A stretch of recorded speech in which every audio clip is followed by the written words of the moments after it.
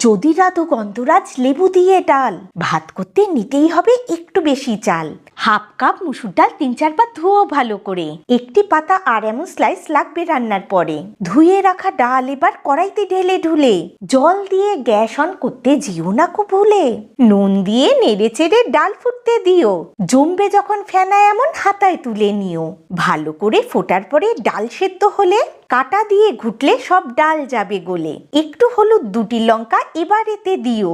উঠলে ফুটে কড়াই সমেত ডাল সরিয়ে রেখো। তরকা প্যানে সর্ষের তেল বেশ গরম করে শুকনো লঙ্কা রাঁধুনি দিও ফোড়নের তরে। নেড়ে চেড়ে এই ফোড়ন তৈরি ডালে ঢেলে লেবুর পাতা ছিঁড়ে দিলে স্বাদ ভালো মেলে।